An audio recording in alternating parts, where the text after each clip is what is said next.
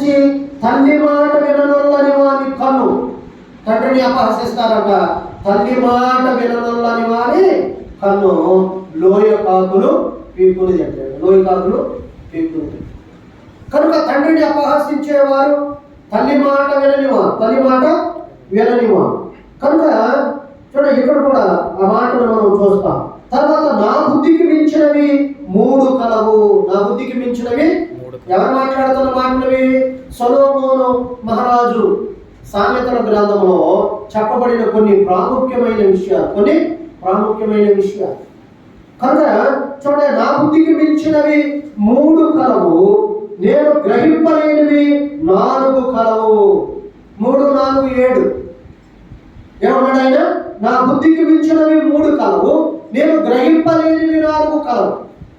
నా బుద్ధి కన్నా మించినవి అంటే నా బుద్ధికి అందనివి, నేను గ్రహించలేనివి అంటే దేవుడు మనుషులైన వారికి కొంతవరకే గ్రహింపులు ఇచ్చాడు. కొంతవరకే వాడు గ్రహించగలరు, కొంతవరకే వారు తెలుసుకోగలరు, కొంతవరకే వారు అర్థం చేసుకోగలరు, కొంతవరకే వారు అవగాహన చేసుకోగలరు. కనుక గ్రహింపలేనివి 4 కలవు. అవేమనగా అంతరిక్షమున పక్షిరాజు జాడ. అంతరిక్షమున పక్షిరాజు జాడ. పక్షిరాజు అనగా ఏ పక్షులు అందలేనంత ఎత్తులో అది ప్రయాణం చేస్తా ఉంటుంది. దాని యొక్క గురి ఎలా ఉంటుందంటే అంత దూరముని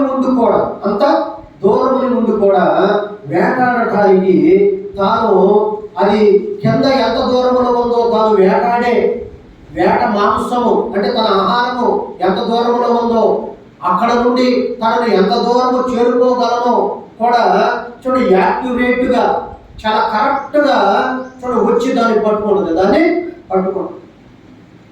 పక్షిరాజుకున్న చూడండి ఆ యొక్క చూడండి తను వేసుకున్న అంచనా ఏమాత్రము కూడా చూడండి దాటిపోదు. తను వేసిన అంచనాకి తగ్గట్టుగా తను ప్రయాణం చేస్తూ వస్తుంది. తన గురిని ఏదైతే అది గురి పెట్టిందో, ఏదైతే వేటాడాలని అనుకుందో అది చచ్చిన వాటిని తినదు, మురిగిపోయిన వాటిని ముట్టుకోదు. ఎప్పటికప్పుడే చాలా ఫ్రెష్గా అది వేటాడి తినే.